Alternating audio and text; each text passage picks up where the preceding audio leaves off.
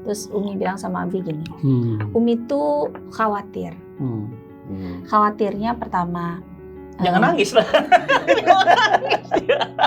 udah nangis Soalnya bakal diambil wanita lain. Ini soalnya anaknya banget. Emaknya nggak ridho.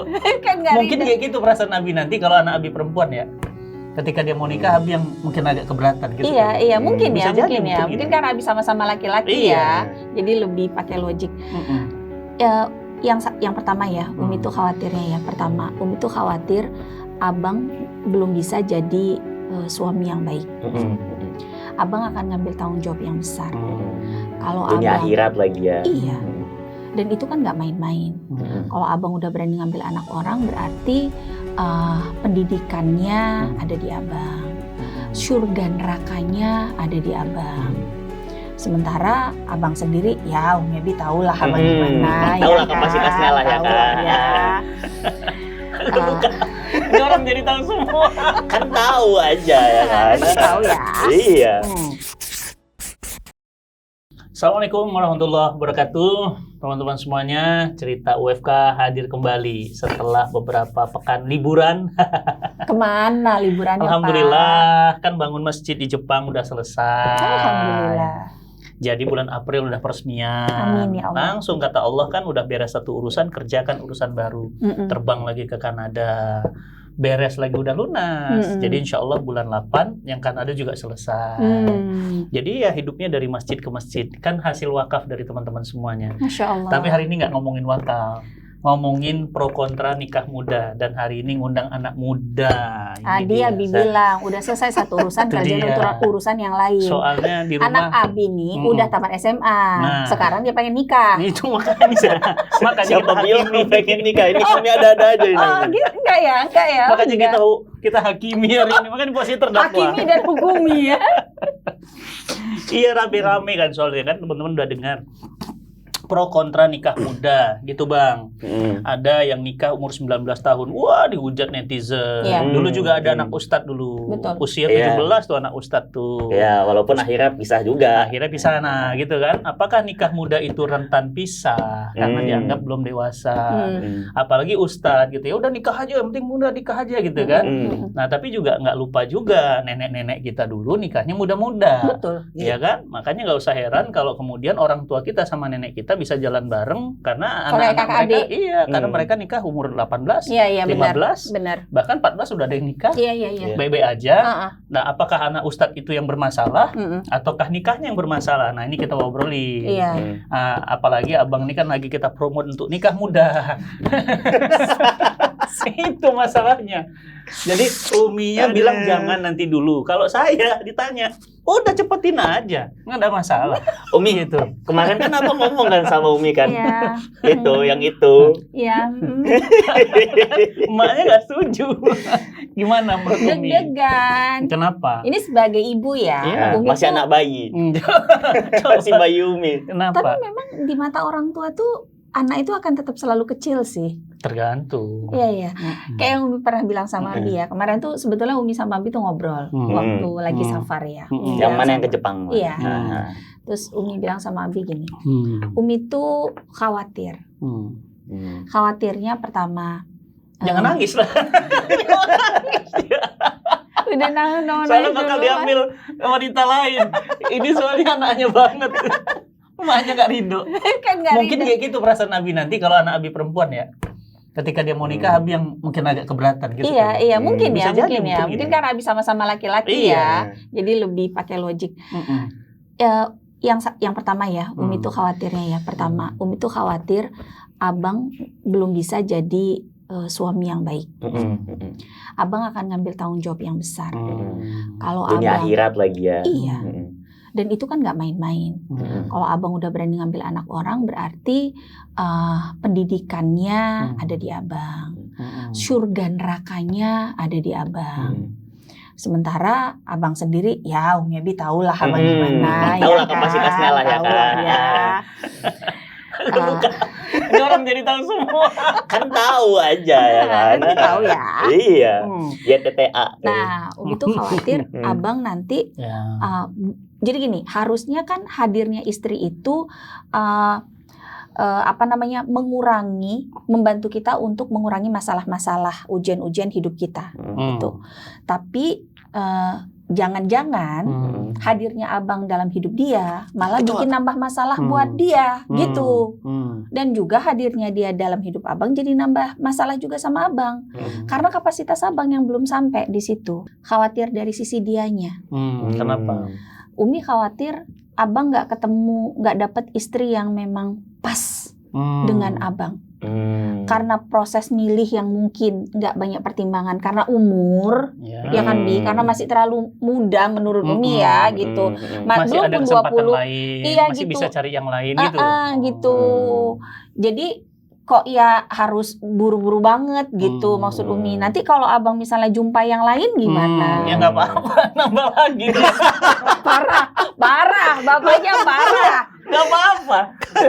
Orang Quran aja bilang. Jadi karena Abi nggak bisa bang, udah ketutup pintu untuk Abi selamanya. Lanjutkan generasi berikutnya. Abang lahir meneruskan cita-cita Abi yang ini gitu. Parah. Agak tepi Orang Quran jurang aja ini. bilang nggak apa-apa. Kenapa kita manusia bilang apa-apa? Adapun Abi belum ngambil langkah ke sana.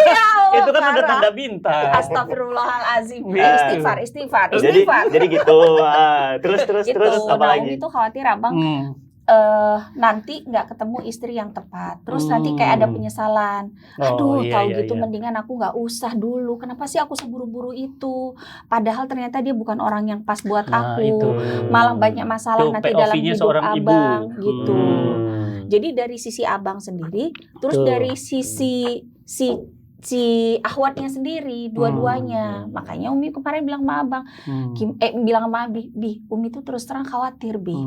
Takut dari sisi abang, takut dari sisi istrinya gitu. Dan kita sebagai orang tua ikut bertanggung jawab membantu dan bimbing abang dalam menetapkan pilihan gitu. Nanti kalau pilihan abang salah atau kurang tepat, gimana ya gitu. Jangan-jangan kita juga jadi orang tua nyesel gitu. Aduh, harusnya kemarin tuh aku nggak gini, harusnya aku nggak gitu. Ya manusiawi ya. Di luar dari Abi itu ustadz gitu atau di luar dari apapun gitu. Tapi sebagai manusia, sebagai orang tua, Umi punya kekhawatiran itu. Apalagi kalau misalnya nanti pahit-pahitnya misalnya pisah lah kayak yang sebelah kan. Jadi nama Abi juga kan kena, nama Umi juga. Misalnya ada cerita-cerita di baliknya yang kayak itu gitu kan. Kan kasihan juga. Kalau Umi mikir gitu sebetulnya sih. kalau Umi sama Abi, kalau Umi ya, Umi tuh bukan mikir itunya, bukan mikir nama Umi sama nama Abi, tapi mikir abangnya sendiri. Nggak mudah itu. Enggak, janganlah sampai abang pernah berpikir atau malah mengambil keputusan untuk divorce, karena kita udah pernah punya pengalaman gitu dari nenek sama kakek abang. Udah cukup di situ aja gitu. Kita mau memutus rantai itu nggak ada lagi tuh di sisa-sisanya tuh semua anak keturunannya nggak ada lagi yang kayak gitu gitu.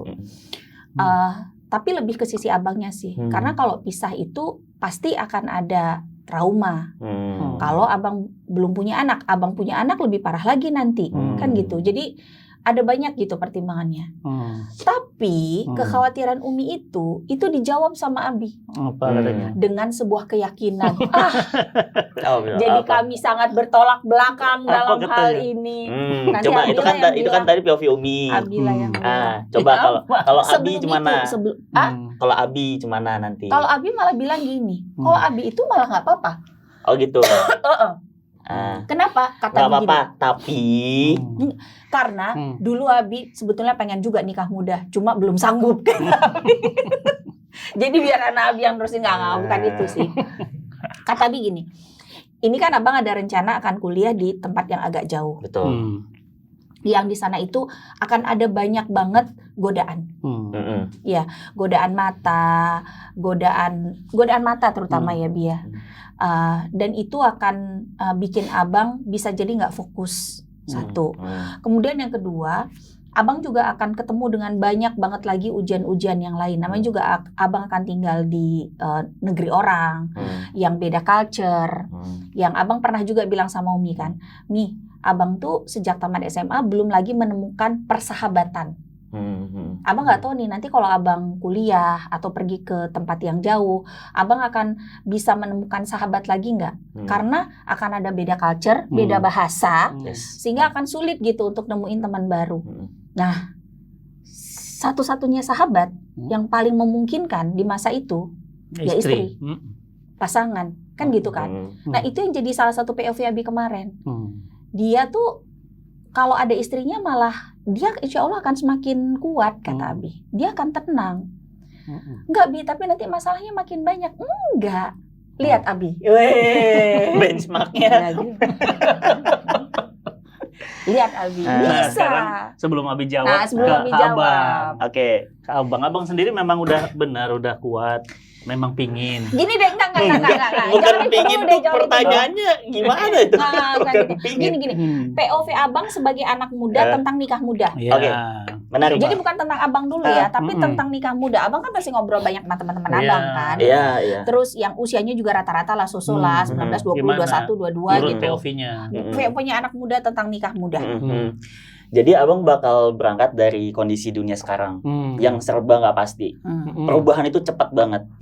Dan ekonomi sekarang tuh lagi nggak menentu. Nah, salah satu pilar dalam pernikahan itu kan adalah kestabilan ekonomi. Abang tuh tadi sampai lihat kan di Google, Rasulullah itu kan nikah umur 25. Ya kan? Rasulullah itu nikah umur 25. Nah, tapi beliau itu punya kesiapan finansial yang luar biasa. Kan maharnya ke Khadijah, Bunda Khadijah, itu kan 20 ekor unta. Nanti boleh dikoreksi kalau misalnya salah. 20 ekor unta sama 4.000 dinar.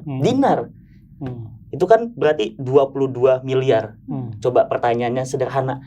Umur 25, mana sekarang yang punya uang 22 miliar buat nikahin orang? Kalau dia bukan waris.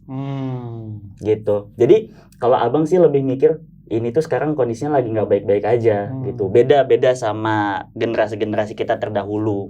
Gitu. Apalagi sekarang udah ada tren di sosial media. Terus juga sekarang itu banyak banget konflik-konflik yang terjadi gitu. Dan eskalasinya kita nggak tahu ke depan tuh bakal kayak gimana. Serba nggak pasti. Jadi artinya mengamankan ekonomi lebih baik. Gitu. Bahkan sampai ada kutipan yang menarik. Jadi punya anak tapi tidak punya duit adalah sebuah kriminal. Punya anak nggak tapi punya duit adalah kriminal. Nah, ini nanti bisa dijawab dalam POV Umi Abi ya, karena dulu pas punya Abang kita kan juga masih belum punya apa-apa. Abi kriminal. Iya, nggak tahu ini. Nggak tahu ya, Abang kan cuma menyampaikan doang. Abang pernah lihat kutipan itu gitu, sampai keluar kalimat itu kan ngeri berarti gitu. Nah nanti kan ini bisa dijawab sama Abi. Satu nama tapi pasti banyak yang nggak tahu. Om Ivan pasti kriminal. 7 lagi dijoliminya. Aduh. Jadi gitu. Nah nanti dijawab sama Abi gimana gitu. Kalau menurut, karena kita sering ngobrol lah di rumah ya. Jadi yang penting itu bukan ekonomi dulu tapi kesiapan mental. Ya kan? Dan ini juga sejalan sama yang Habib itu pernah bilang kan. Kalau dalam pernikahan kamu nggak perlu punya apa-apa, yang penting kamu punya kesiapan untuk terus berjuang gitu. Mental. Yes, mental untuk terus berjuang. Nah, terus sekarang tuh mana, apa mental dulu yang disiapin, apa ekonomi dulu yang disiapin, apa gimana? Gitu. Ini sudut pandang usia sebegini ini yang menyebabkan angka tren pernikahan di Indonesia turun. ini apa sampai sekarang tuh ada ini marketing KUA. Iya. Apa tuh marketing KUA? Iya, jadi apa namanya, KUA tuh sekarang lagi gencar-gencarnya buat kampanye. Ayo nikah. Perasaan gitu pengadilan agama nggak pernah kayak gitu, rame aja tuh. Itu KUA kan yang gencar-gencar tuh, nggak ada yang nikah. Pengadilan agama diem aja. Sampai buat joget sakinah kan Bang? Ya. Sampai buat joget sakinah. Tepuk sakinah. Ayo yang nikah di KUA nanti dikasih 2 buah duren. Oh alah. Oh iya. Iya itu bercanda-bercandanya, tapi ada kontennya ada kayak gitu. Perasaan tapi pengadilan agama diem aja rame tuh Andriana. Iya rame yang daftar. Gitu. Walaupun itu rame pisah ya. Iya. Kemarin tuh kan yang Abang kirimin ke Umi tuh di WhatsApp. Iya. Surabaya itu banjir janda sekarang. Iya. Ada 6.000 lebih. Kan ngeri itu. Mayoritas rata-rata karena ekonomi. Nah itu jadi jawaban. Kenapa sekarang itu angka pernikahan turun? Ya walaupun alasannya jauh lebih kompleks ya, karena tiap orang kan punya pertimbangan yang beda-beda. Cuman kalau ditarik secara garis besar kayak gitu. Berarti kalau dari sudut pandang anak muda sekarang, maksudnya Abang dan teman-teman Abang lah ya, gitu. Kita nggak bisa juga mengeneralisir semua anak muda, karena pilihannya beda-beda. Yang pertama berarti soal mental. Sama yang satu banyak lagi belum Umi. Siap. Kalau dulu lulus SMA itu bisa dapat kerja. dan bisa naik karirnya bagus gitu. Akung kan nggak kuliah kan, tapi dapat posisinya bagus dulu. Coba sekarang dibanding apple to apple kan sama lulusan SMA sekarang, paling jadi kasir. Kasir gajinya berapa? Makanya kenapa pada milih kuliah, supaya at least kemungkinannya lebih besar untuk bisa dapat gaji yang lebih tinggi. Make sense kan? Gitu. Makanya kenapa kuliah dulu aja deh. Udah kuliah S1 lanjut S2. Udah gitu kerja dulu. Jangan kalah Bang, kerja dulu. Jangan kalah sama Samsung udah S25 sekarang. Ngeri. Baru S3 masih kalah. S3 masih kalah. Itu udah tahun berapa itu ya? Masalahnya nggak ada yang S27 juga. Kalau formal. Kayak gitu kan. Satu misalnya berarti ya kan kesiapan ambil contoh dari keluarga terdekat kita kan. Akung kan nggak kuliah, tapi jabatannya bagus kan. Zaman itu. Zaman itu sekarang kan berubah. Zaman sekarang coba bisa nggak kayak gitu. Nah, yang itu kedua pertimbangannya. berarti abang dan teman-teman abang itu berpikir ya kalau mau nikah itu paling nggak harus punya kesiapan finansial. Betul. Tapi ukuran siap secara finansial itu apa? Nah, itu yang kalau kita harus kita bahas lebih lanjut.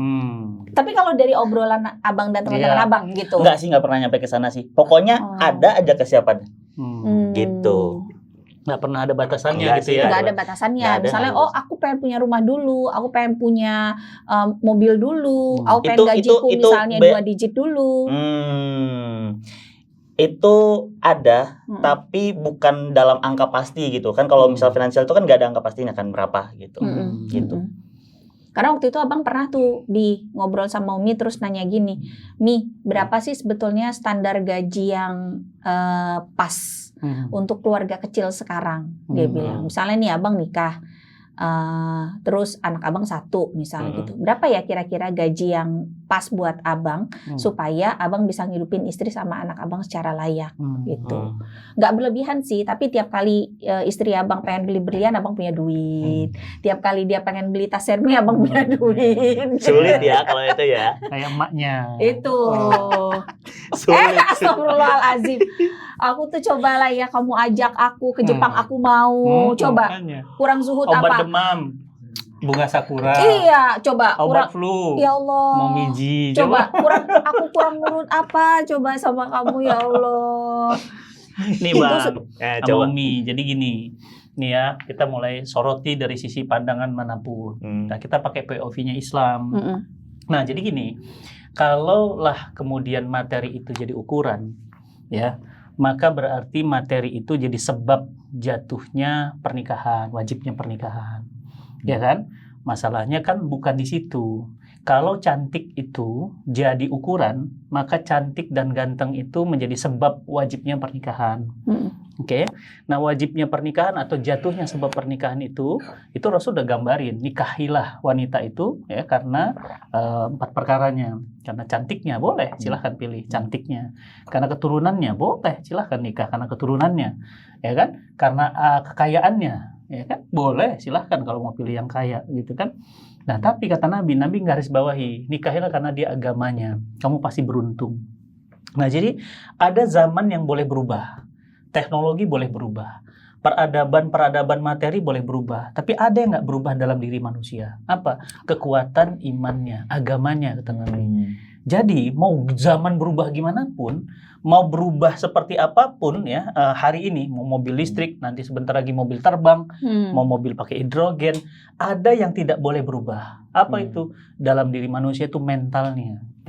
Jadi nggak ada hal yang harus berubah. Jadi gini, misalnya tadi anak-anak muda bilang, zaman dulu kakek gua SMA nikah, dia aman-aman aja, karena zaman itu gajinya cukup. Kalau zaman sekarang orang kuliah nggak cukup. Gitu. Kenapa? Karena zaman sekarang kuliah itu nggak akan ada nilainya kalau cuma S1, apalagi D3. Ya kan? Oleh karena itu, karena zamannya dirasa berubah, maka kemudian hukumnya, kondisinya jadi berubah. Padahal nggak ada yang berubah. Sebenarnya yang berubah itu adalah cuma fasilitas-fasilitas kehidupannya saja. Manusianya kan tetap begini. Contoh, kita lihat, mencuri zaman dulu dengan mencuri zaman sekarang sama. Zina dulu dengan zina sekarang sama. Makanya kerennya Islam, dia punya aturan yang nggak berubah. Tetap aja yang namanya potong tangan, tetap pencurian. Tetap aja dirajam sebenarnya seharusnya bagi perzinahan. Tetap aja kemudian disebut dengan liwat itu hukumannya juga jelas kan. Karena liwat dulu dengan liwat sekarang, bukan liwat ya, liwat Iya. hubungan melalui anus itu dulu dengan sekarang tuh sama. Hmm. Nggak ada yang berubah kan? Apa anus orang dulu jadi 5 kan enggak? Ya kan? Anus dulu dengan anus sekarang itu sama. Sama, sisinya juga sama, betul. Terus kenapa berubah Iya. gitu? Nah ini yang nggak difahami anak-anak sekarang. Jadi ngerasa bahwa kan dulu itu begitu, sekarang begini, ya berubahlah. Apa yang berubah gitu? Paham? Paham. Jadi yang harusnya tidak ada perubahan itu apa? Diri manusianya. Jadi gini, tadi pagi tuh aku baru lihat status dari salah satu tim di sini kan. Udah mau nikah sih orangnya gitu. Jadi dia bikin status kan. Di buku. Terus tulisannya gini, salah satu yang membuat panjang pernikahan itu adalah tanggung jawabnya. Gitu. Jadi salah satu yang buat lama pernikahan itu tanggung jawabnya ternyata. Bukan hanya mengandalkan cinta aja. Karena kalau cinta ada tuh yang 3 bulan udah cerai. Iya. Kan ada yang setahun, bahkan jangankan 3 bulan, 1 bulan ada. Tadi Bang, karena apa? Karena mengikuti ritme perubahan. Apakah orang kemudian berubah jadi kemudian pernikahan itu berubah? Umi Abang itu berubah. Dulu Abi nikahi 48 beratnya segini. Nih Umi Abang segini. Makanya Abi pas lihat kurus banget dulu. Sekarang Umi Abang begini. Jangan bohong, nggak Coba boleh. lihat segini. Harus tambahin 1. Oh, nambah 2. Ini baru jujur. Tapi Abi nggak berubah. Paham? Jadi ada hal-hal yang bisa berubah dan memang harus berubah. Abi dulu mana ada putih-putih begini. Ya kan ada fotonya lagi gendong Abang masih kecil, lihat wajah Abi dulu dengan wajah Abi sekarang, walaupun orang bilang kok tetap sama. Astagfirullahaladzim. Udah gitu-gitu aja. Astagfirullahaladzim. Ya kan? Enggak, Cuma ininya aja yang berubah putih gitu, tapi wajah itu tetap sama dari dulu sampai sekarang. mau bilang apa? Tetap ganteng. Enggak bilang gitu. Kayak masih ketua OSIS SMA Enggak, gitu. mau bilang awet muda gitu maksudnya, awet muda. Nah, jadi ada sesuatu yang nggak akan berubah. Nah, apa itu? Kekuatan iman, belief Bang, keyakinan bahwa Allah itu Ar-Razzaq yang akan memberikan rizki kepada orang yang menikah, bahwa Allah akan memberikan rizki kepada orang yang ikhtiar, bahwa Allah akan memberikan jalan keluar bagi mereka yang menghindari perzinahan. Itu nggak boleh berubah. Nah, jadi fundamennya itu yang dipegang, bukan karena perubahan zaman. Tapi andai kata pun misalnya nih ya, kita udah punya keyakinan itu, tapi realitasnya belum ketemu. Artinya kalau kita menunda pernikahan nggak apa-apa dong? Iya nggak apa-apa. Yang penting tadi berpegang teguh kepada itu tadi. Mindsetnya harus tetap ada. Value-nya itu harus ada tetap dalam diri Abang. Jadi mau zaman berubah pun, mau manusia boleh berubah, mau teknologi boleh berubah, ada satu hal yang nggak boleh berubah. Ya, terinstalnya iman dalam diri kita. Nah, Abi nikahin Umi, coba bayangkan Bang, pengangguran. Nggak ada pekerjaan, berani datang ke rumah Akung, nggak bawa apa-apa, karena Abi yakin bahwa apa? Ini dorongan karena Allah, dan hebatnya energi itu nyalur ke Akung waktu itu, langsung di ACC, langsung ngambil kalender mau tanggal berapa. Memang betul kalau tadi dibilang adalah ekonomi adalah kezoliman, iya itu kan fase yang harus dilalui. Semua orang kan melalui fase itu, fase bertatih-tatih, fase merangkak, fase jatuh, dan fase itu kan akhirnya kita lewati. Abang ngerasain kan, Abi jualan kerupuk, jualan sate keliling komplek, jualan rental komik, rasakan kan? Coba di fase sekarang, apa yang Abang rasakan? Ada perubahan fase. Jadi justru menurut Abi, jangan fokus kepada tadi siap nggak siap. Justru harusnya dipersiapkan. Gitu. Makanya di pernikahan itu bukan buru-buru, bukan tergesa-gesa, tapi menyegerakan.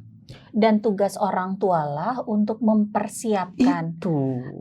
Ya, dan itu disiapkan. tidak ada kaitan dengan 19, 20, nggak ada urusannya. Gitu. Bukan berarti yang 28 lebih matang dari 19, Bang. Jadi kalau ketemunya di umur 30 misalnya, ya nggak apa-apa. Ya memang begitu. Memang kemapanannya segitu di umur segitu. Karena setiap orang kan beda-beda. Oke, pertanyaannya sederhana. Kalau ekonomi bukan jadi standar, tapi mental, iman, dan mindset yang jadi indikator. Terus kayak gimana tuh bare minimumnya supaya kita ngelihat indikator, oh ini orang siap nih gitu. Nah, indikator, indikator seseorang tuh lihat nih Bang Teko. Nih ya, ini isinya green tea, Abi tuang. Yang keluar kopi. Enggak lah, green tea. Kalau isinya susu yang dituang, susu lah. Gampang kok ngelihatnya. indikator seseorang itu bisa dilihat dari tingkah lakunya, cukup. Tapi kan kalau misalnya dalam masa ta'aruf atau hidbah yang kelihatan baik-baiknya aja. Iya, betul. Tapi itu satu indikator. Makanya indikator itu bisa dilihat lagi yang dari Pak. Informasi-informasi akurat tentang dia dari orang sekitarnya. Oh, berarti kalau misalnya kita mau nikahin akhwat, tanyalah sama teman-temannya. Tanya sama teman-temannya tentang dia. Boleh kan Umi abang nanya kayak gitu? Berarti udah makin yakin dia. Nanti kita Nah, tuh kan? Terus lanjut dulu. Gitu kan? Nah, jadi indikatornya apa? Tingkah laku. Tingkah laku itu mencerminkan pemahaman. Pemahaman itu tidak akan bohong keluar dari tingkah laku. Memang betul, pacaran apalagi nggak akan bisa menampakkan asli karakter seseorang. Khidbah jangan nampak. betul. Kapan Setuju. seseorang tuh karakter aslinya itu nampak betul? Ya, Ketika setelah menikah. nikah. Iya benar. Makanya ketika menikah, makanya nggak usah heran abang ada orang menikah. Aku tuh udah nikah sama kamu 20 tahun, aku tak mengenalmu gitu kan. Aku nggak kenal suamiku, padahal kami udah tinggal 30 tahun. Berarti kan pertanyaannya, kemana aja? 30 tahun nggak kenal. Ini orang tenggelam apa menyelam? Bedain bang, apa bedanya tenggelam sama menyelam? Nah itu coba abang. Umi udah tahu. Karena Abi udah pernah kasih tahu Umi. Kalau tenggelam itu dia nggak punya skill berenang, ya kan? Kalau menyelam dia udah persiapan. Betul, apalagi ya? Udah sih itu. apakah mungkin orang tenggelam menikmati setiap Oh, enggak Momen. sih. karang-karangnya, Enggak sih. bentuk ikannya? Enggak Enggak sih. kan? Enggak Nah, ada. kita Yang ada dia itu panik. Iya. pernikahan itu menyelami. Ah. Indahnya, ya Allah, dibalik itu istriku tuh kesabarannya. Berarti bukan istri yang berubah, tapi suami yang semakin mengenal dia gitu. Iya, Kan ada kutipan yang dia menarik. gitu-gitu Iya. aja. Iya. Apakah dia yang berubah atau kamu yang semakin mengenal dia? Iya. Jadi sebenarnya Abi tuh Jadi mau bikin quotes. semakin hari itu semakin Yo. mengenal Umi, semakin dalam gitu. Oh Iya. ya Allah hebat ya. Nah, jadi dengan 20-21 tahun pernikahan ini Abi tuh menyelam, Oh. bukan tenggelam. Kalau tenggelam udah nggak jelas kan. Nah, itu jadi apa indikator seseorang itu tingkah lakunya. Tingkah laku Oke. mencerminkan pemahamannya. Jadi cukup udah. Jadi kalau misalnya dia bilang, tapi kan aku nggak bisa, ya pertanyaannya mau sampai kapan? Orang udah nikah aja pun belum bisa kelihat kok. Jadi gimana? Ya sudah, makanya itu indikator yang dinampakkan oleh Nabi. Makanya Nabi bilang apa? Nahnu nakum bizohir. Kita hanya bisa menghukumi yang nampak. Iya. Itu kan sebenarnya hadis itu keluar ketika ada seorang sahabat mau masuk Islam. Para sahabat udah ngangkat pedang tuh. Iya. Tebas aja, ya Rasulullah, ini orang bohong ini. Dia mau pura-pura masuk Islam. Apa kata Nabi? Masukkan pedangnya. Nahnu nakum bizohir. Kita hanya menghukumi yang nampak. Ya sudah. Kita nampaknya begitu sudah. Nah, cuma bedanya ketika Islam menentukan nampak, itu ada syariat pernikahan. Kalau lain kan enggak. Ya kan? Eksplorasi pacaran. Iya. Akhirnya apa? Nggak dapat. Keluar tinggalkan. Iya. Ngerasa nggak cocok. Nggak cocok lah tinggalin. Nggak cocok tinggalin. Ada lagi yang udah 7 tahun mencoba mengenali dia. Iya. Nikah cuma 7 bulan. Karena sebenarnya dia nggak dapat apa yang kemudian dia ingin cari. Dia mau cari apa? Dia mau cari tenggelam apa menyelam? Nah, itu menurut Abi penting abang pegang. Jadi sekali kembali lagi ke Umi tadi, ini bukan masalah Abi menyegerakan atau enggak, tapi lebih kepada kemantapan hati anak di usia 19 tahun.